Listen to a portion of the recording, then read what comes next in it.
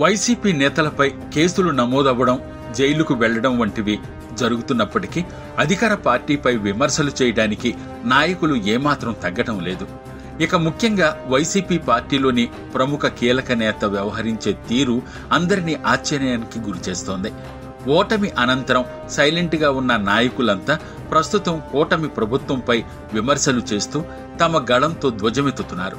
దీనిలో భాగంగా పేర్ని నాని కేసులు పెట్టినప్పటికీ మేము ఏమాత్రం తగ్గమని, మీరెంతగా మమ్మల్ని బెదిరించాలని ప్రయత్నించినా మేము లెక్క చేయమని అధికార పార్టీని హెచ్చరిస్తున్నారు.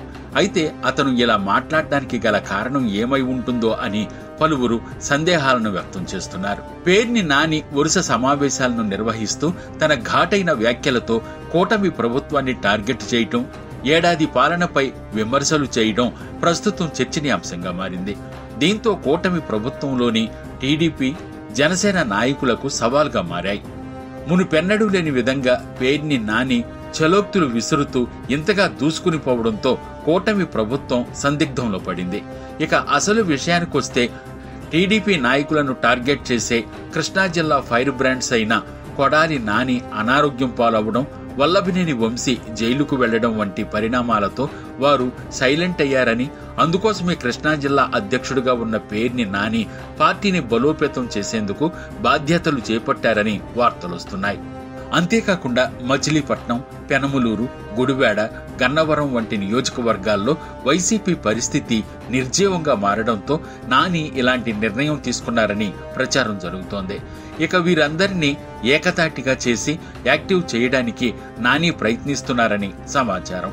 అందుకోసమే పేర్ని నాని పర్యటనల పేరుతో కృష్ణా జిల్లా మొత్తం తిరుగుతున్నారని, అంతేకాకుండా కృష్ణా జిల్లాలో వైసీపీ పార్టీకి పూర్వ వైభవాన్ని తీసుకుని వచ్చే బాధ్యత పేర్ని నానికి జగన్మోహన్ రెడ్డి అప్పగించారని గుసగుసలు వినపడుతున్నాయి.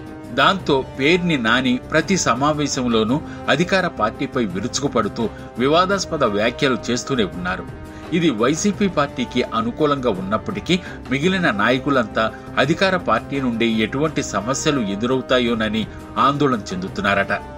మరోవైపు పేర్ని నానిపై రేషన్ బియ్యం తరలింపు విషయంలో కేసు నమోదైనప్పటికీ పేర్ని నాని లెక్క చెయ్యకుండా తగ్గేదేలే అన్నట్లుగా వ్యవహరిస్తుండటంతో వైసీపీ నాయకులు కూడా షాక్ అవుతున్నారట. కానీ మరికొందరు మాత్రం పేర్ని నాని వ్యాఖ్యలతో వైసీపీ పార్టీ మరింత యాక్టివ్ అయిందని సంతోషాన్ని వ్యక్తపరుస్తున్నారు. కానీ ఇప్పటికే నాని చేసిన వ్యాఖ్యల వల్ల వరుసగా పోలీసులకు ఫిర్యాదులు వస్తున్నట్లు సమాచారం. వైసీపీ నేతల అరెస్టుల పర్వంలో పేర్ని నానిని కూడా అరెస్టు చేస్తే పార్టీ పరిస్థితి ఏమవుతుంది అన్న ఆందోళన నాయకుల్లో కలుగుతోంది.